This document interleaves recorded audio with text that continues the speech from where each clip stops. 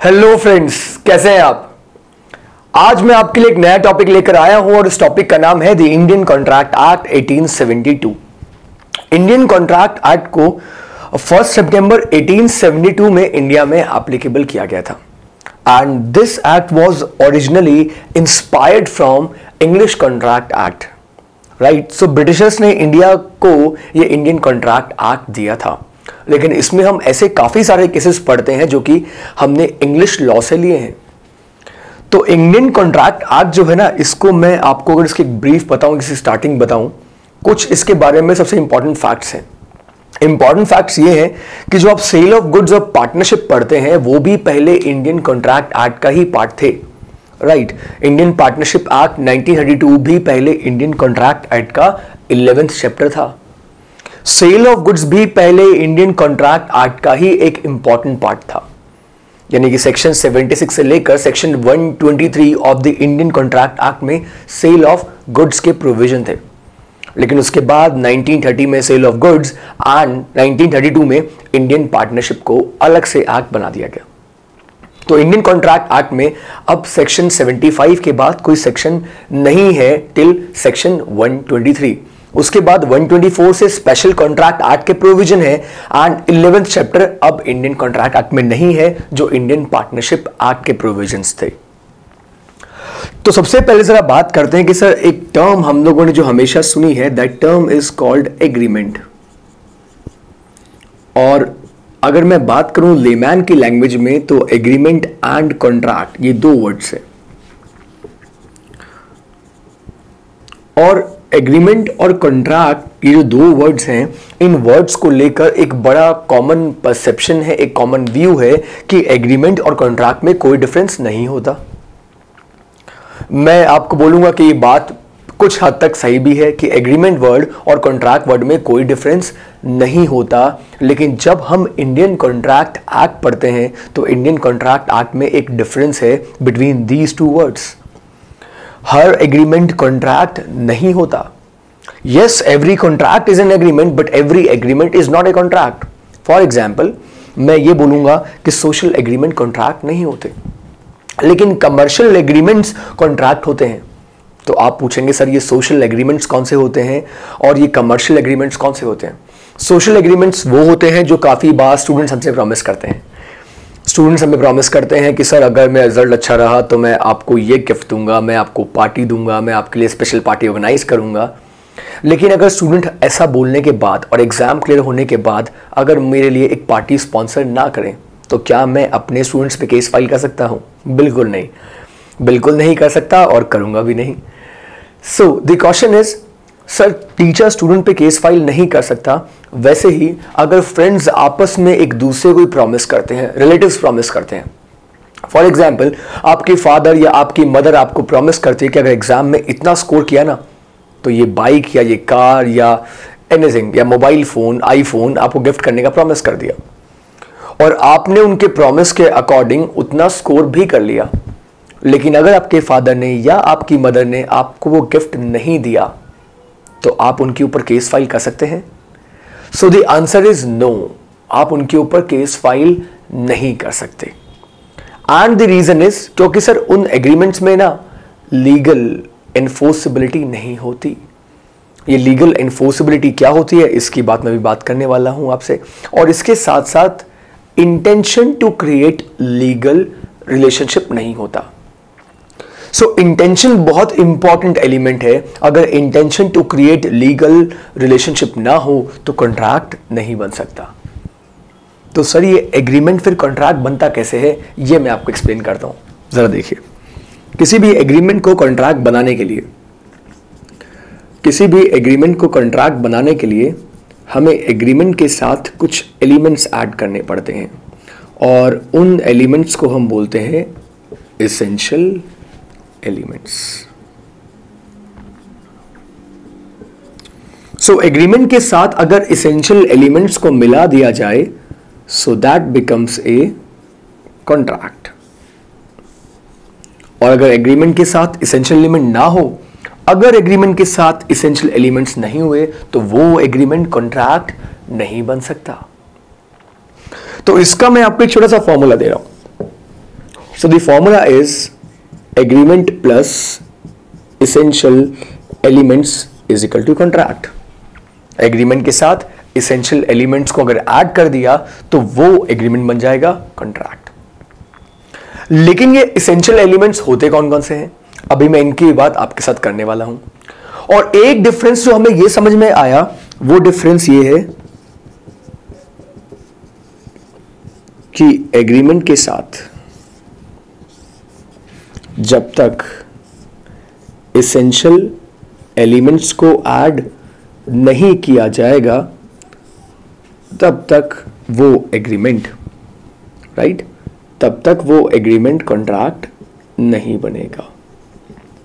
Essential elements, और जब इन essential elements को ऐड कर दिया so that becomes a contract.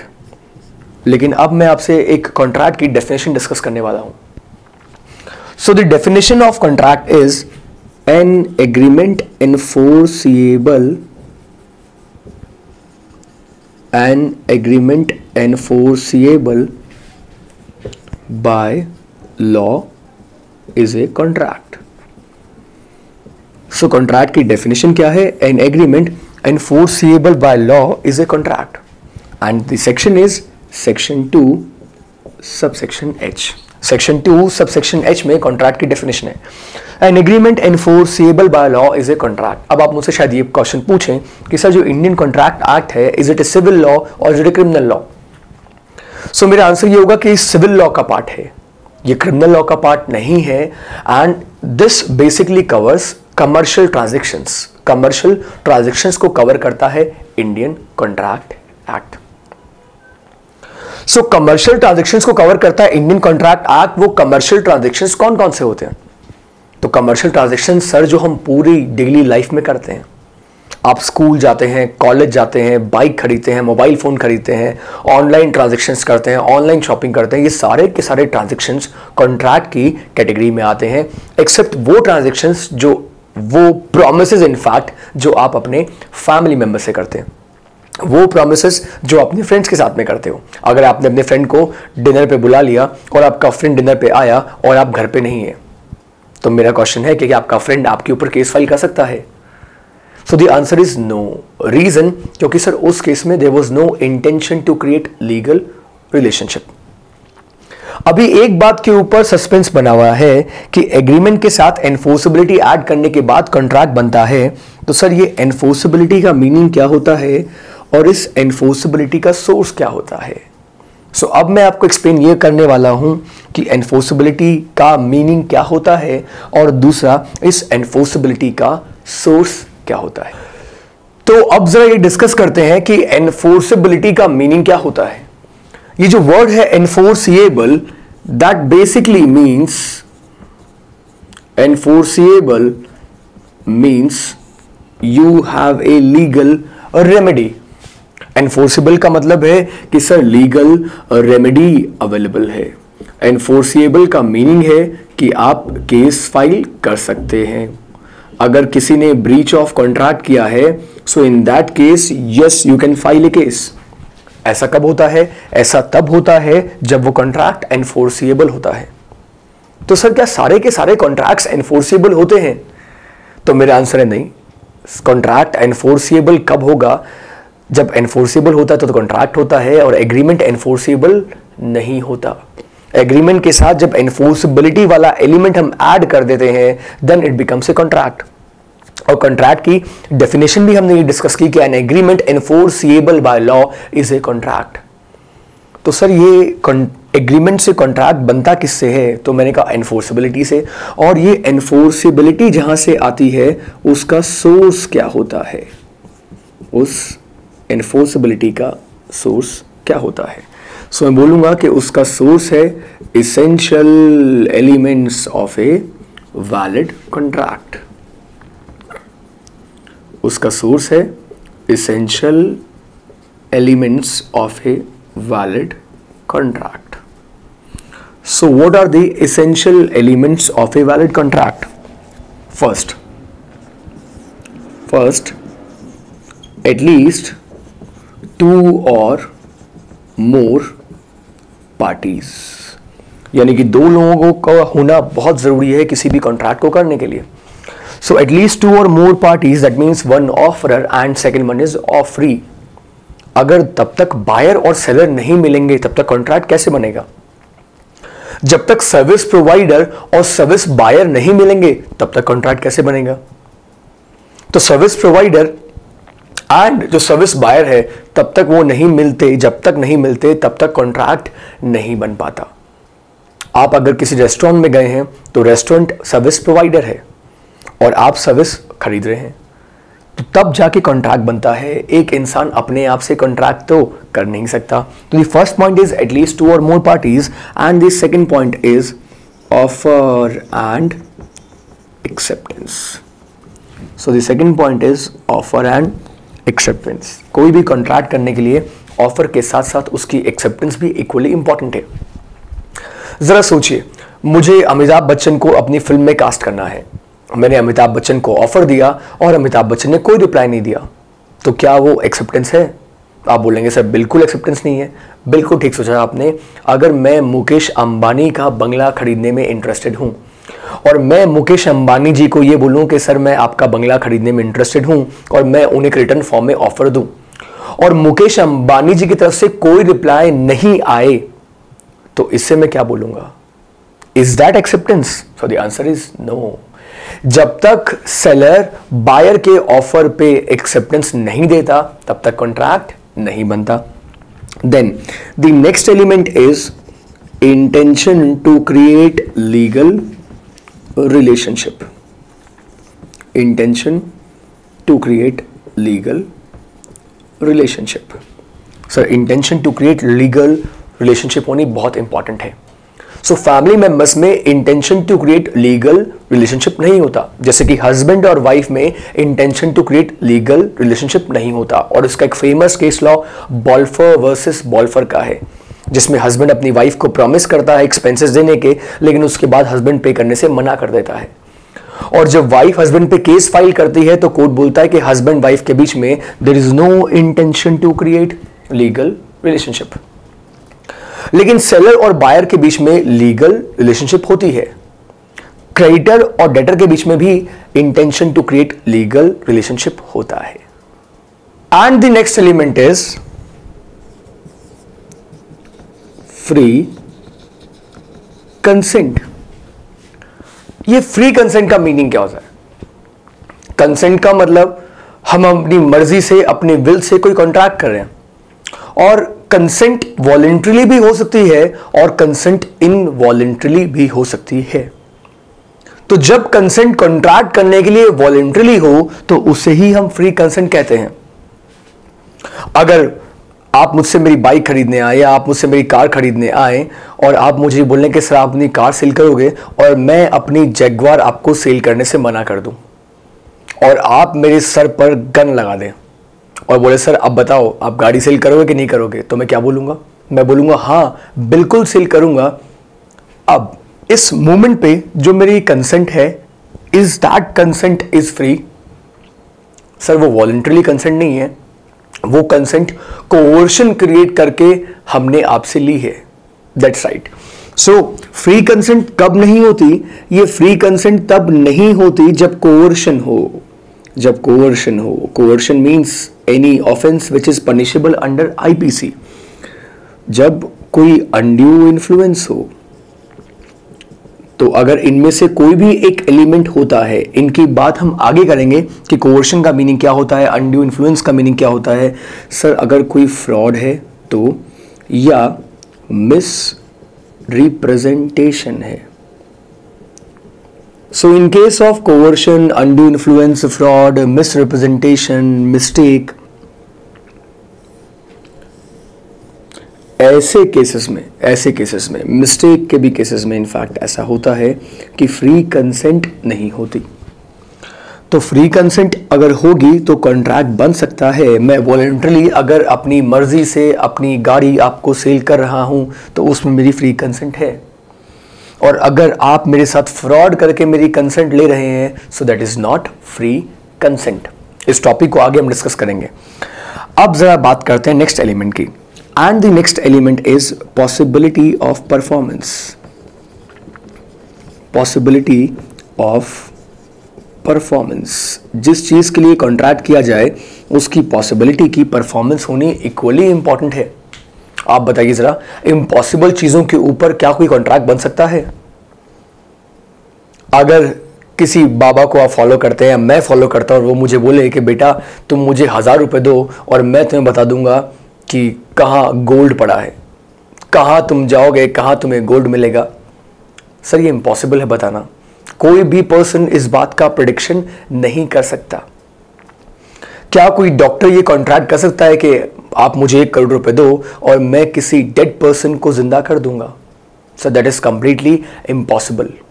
तो जिस चीज के लिए कॉन्ट्रैक्ट किया जाए ना उसकी पॉसिबिलिटी और परफॉर्मेंस होनी बहुत इंपॉर्टेंट है। आसमान से तारे तोड़कर लाना, इसकी पॉसिबिलिटी ऑफ परफॉर्मेंस नहीं है। तो ये पॉसिबिलिटी इक्वली इंपॉर्टेंट होती है कॉन्ट्रैक्ट करने के लिए। नेक्स्ट जो एलिमेंट है, the sixth element is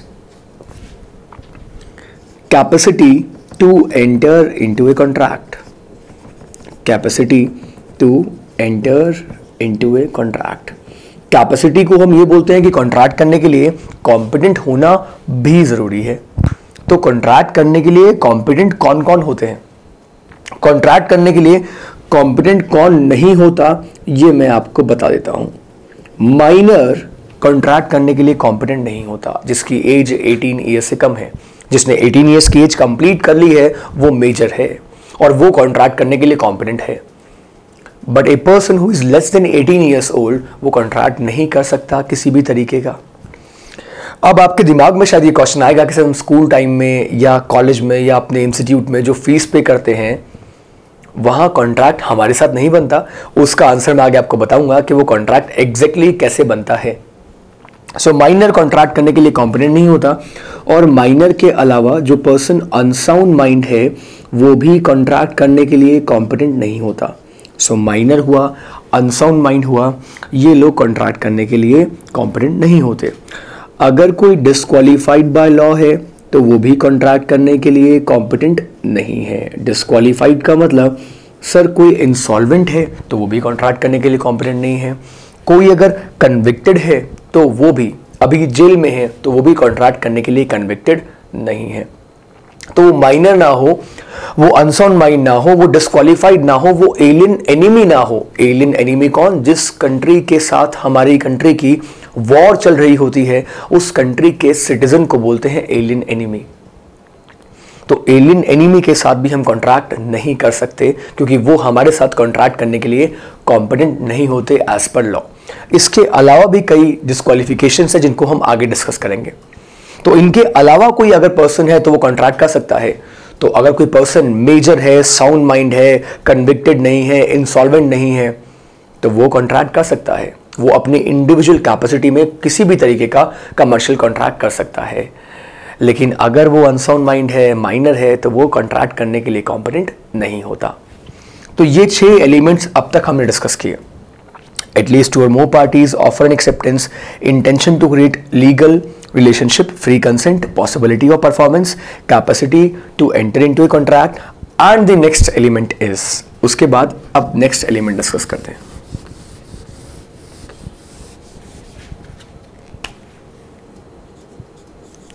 Next element is lawful object and consideration. Lawful object and consideration, जिस पर्पस के लिए कॉन्ट्रैक्ट किया गया हो वो पर्पस लॉफुल हो। किसी पर्सन को मारने के लिए कोई कॉन्ट्रैक्ट नहीं हो सकता। रीजन, क्योंकि जो उसका पर्पस है, जो उसका ऑब्जेक्ट है वो ऑब्जेक्ट लॉफुल नहीं है, that is against the law. तो पर्पस हमेशा लॉफुल होना बहुत इंपॉर्टेंट है। अगर कोई किसी पर्सन ने किसी के मर्डर की सुपारी दी है तो हम क्या बोलेंगे? Sir that is not lawful, that is completely unlawful. अगर कोई फ्रॉड करने के लिए 2 लोगों के बीच में कॉन्ट्रैक्ट हुआ है और उनका प्लान है किसी थर्ड पर्सन के साथ में फ्रॉड करना है तो सर उससे भी हम बोलेंगे कि वहां पे जो कॉन्ट्रैक्ट करने का पर्पस था that was not lawful, that was unlawful. और कॉन्ट्रैक्ट सिर्फ लॉफुल चीजों के लिए ही हो सकता है।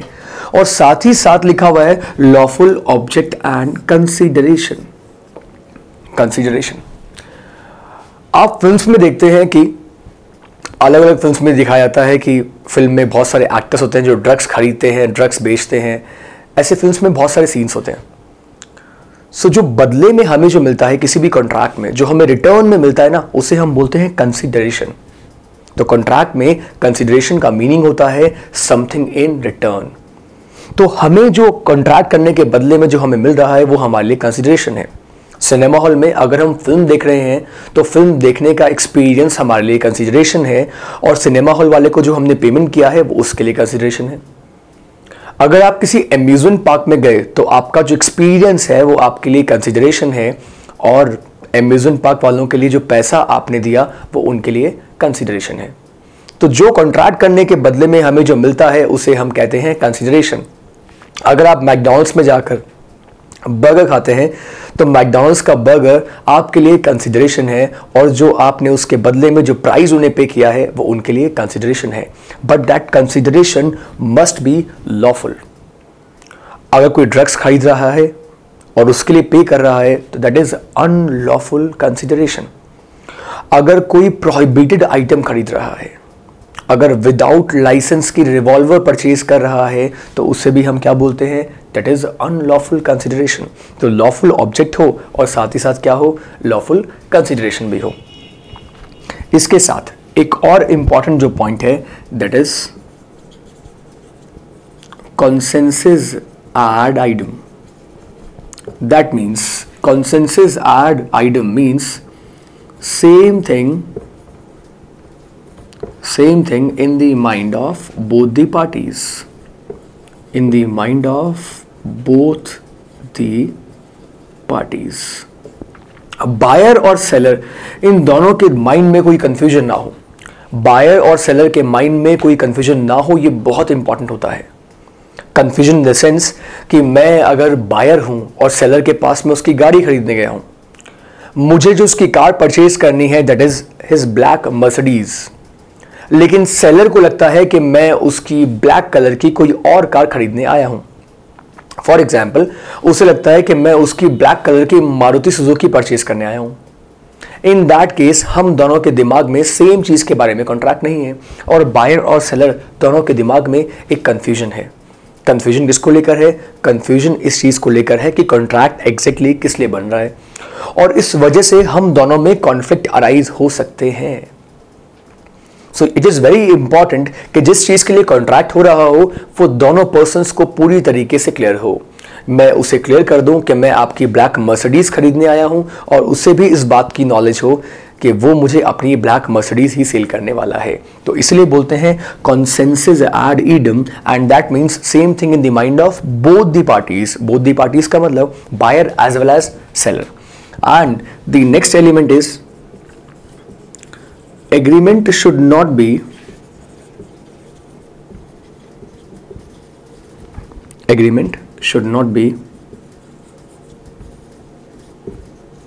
expressly declared void by the law. Agreement should not be expressly declared void by the law. Void का मीनिंग क्या होता है ये हम आगे डिस्कस करने वाले हैं, लेकिन इस पूरी लाइन का मतलब क्या होता है sir? Agreement should not be expressly declared void.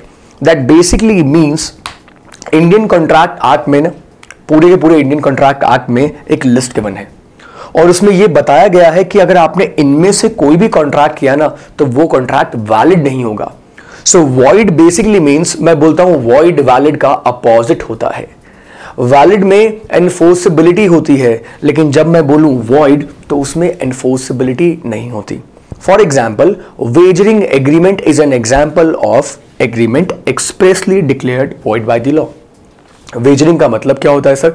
Wagering का मतलब होता है बेटिंग करना, शर्त लगाना। लोग जो बेट लगाते हैं उसे हम बोलते हैं वेजरिंग एग्रीमेंट। इंडिया जीतेगी तो मैं इतने पैसे दूंगा, और इंडिया हारे तो आप मुझे इतने पैसे दे देना। सो इस तरीके पैसा देने और लेने के ऊपर जो प्रोमिसेस होते हैं, उन सारे प्रोमिसेस को हम वेजरिंग एग्रीमेंट की डेफिनेशन में इंक्लूड करते हैं, और वेजरिंग एग्रीमेंट हमेशा वॉइड होता है। इस पॉइंट के बारे में हम आगे डिस्कशन करेंगे। And the last element of a valid contract is legal formalities. Legal formalities. अब लीगल फॉर्मेलिटीज कौन कौन सी होती हैं? तो लीगल फॉर्मेलिटी का एक example, sir proper stamp duty पे की हो। लीगल फॉर्मेलिटी का एक और एग्जाम्पल, सर रिटर्न में कॉन्ट्रैक्ट हो, अगर वो कॉन्ट्रैक्ट रिटर्न में होना रिक्वायर्ड है तो वो कॉन्ट्रैक्ट रिटर्न फॉर्म में होना बहुत ज़रूरी है।